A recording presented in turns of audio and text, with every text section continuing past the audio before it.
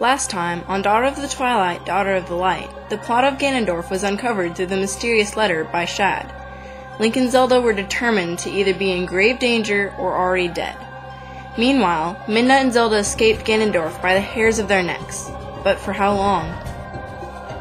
Midna and Zelda were huddled together in the shadows. While Midna was perfectly fine, for she herself was a princess of the darkness, Zelda was suffering. While Midna could see clearly, Zelda was blind. Where Midna could hear with ease, Zelda was deaf. And where Midna could breathe... Zelda! Princess Zelda was clutching her throat, desperately gasping for breath. Because she was not from the darkness, she could not be a part of it, and now she was suffocating. Zelda, hold on! Zelda, using every ounce of strength in her body, nodded her head slowly at Midna in a desolate response. She was going very pale, even for her normally fair complexion. Her face was becoming frightfully pallor. Midna dragged Zelda and herself down the precipitous walls of the Arbiter's grounds, down into the desert below, and away from Ganondorf. She felt her stomach make a full loop in her gut as the two of them dropped, but she knew that they would be cushioned by the darkness. She only wondered if Zelda could hang on for that long. Midna knew that her lungs were being crushed by the dense pressure of the shadows, and she didn't know how much longer the Princess of Light could hold on to life while she was in this thick darkness.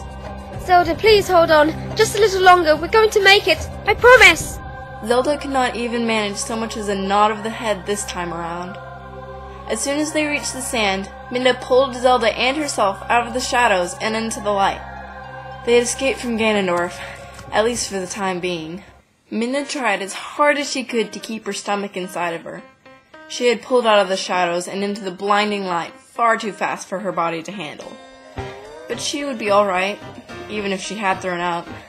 But Zelda, she lay motionless on the ground, not breathing.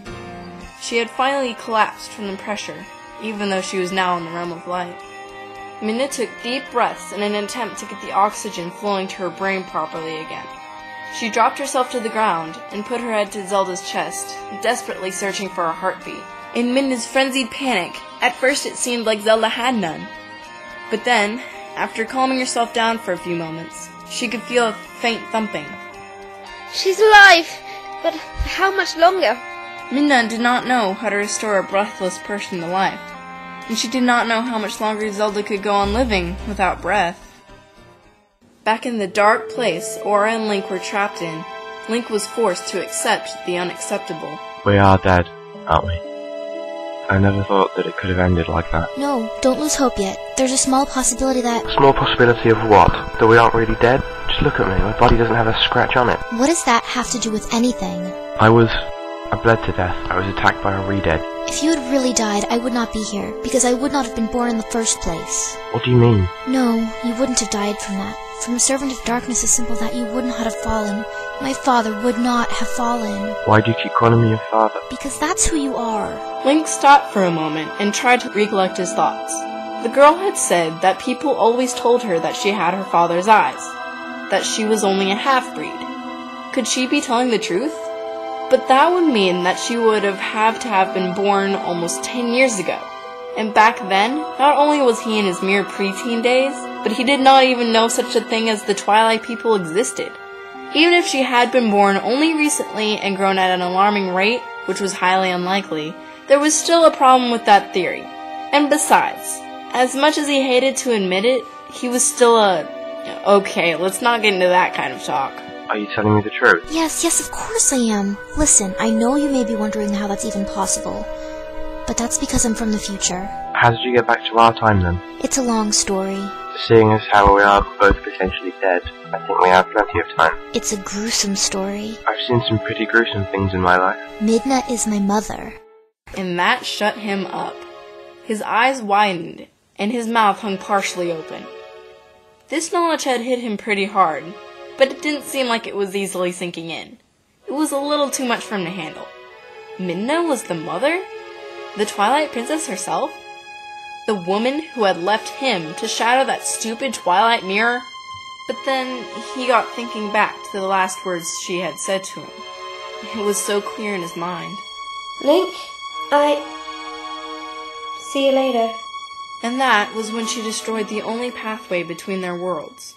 Then again, she was with him in his room the other day. Even though the mirror was gone, Midna had still appeared before him in the flesh, in her true form, her radiating beauty touching him even then. A princess of darkness could not have possibly fallen in love and had a child with a mere human, one who dwelt in the light. Could she? The feeling in his heart, it felt like suffocation. Tell me everything. All right, suit yourself. While Aura told her story, Russell was telling his to Ilya back in the desert. What do you mean we were still there in Ordon? Link and I have been gone since just past noon yesterday. Her heart was thudding against her ribs as her entire body began to bubble with fear. I mean exactly what I said. Everything was perfectly normal. You were yelling at Farm Boy over there for being so harsh with Epona. Epona! I forgot all about her! I left her at the castle! What do you mean? Epona was there in the village too. Link was even using her to help Fido herd those rascal goats again. No, something's definitely wrong. Link and I took Epona and headed off to Castletown. Why were we even going to Castletown in the first place? These two. I don't even know what they were. Some kind of shadow girls? I suppose they took Link and were leading him out of the village, and it seemed like he knew them. One of them, anyways. So you followed them? Naturally. I was afraid they were going to take him away and have him go on some other frightful adventure. Oh, yeah. I know how you must have felt, but you should know that Link can handle himself on things like that. Then explain that! He's dead now, and it's all my fault! Ilya. Don't tell me this isn't my fault, because it is. I couldn't save him. I couldn't save him. Not in time. Because of me, Link died! Russell looked solemnly at Link's dead body again. Ilya, I know how close the two of you were.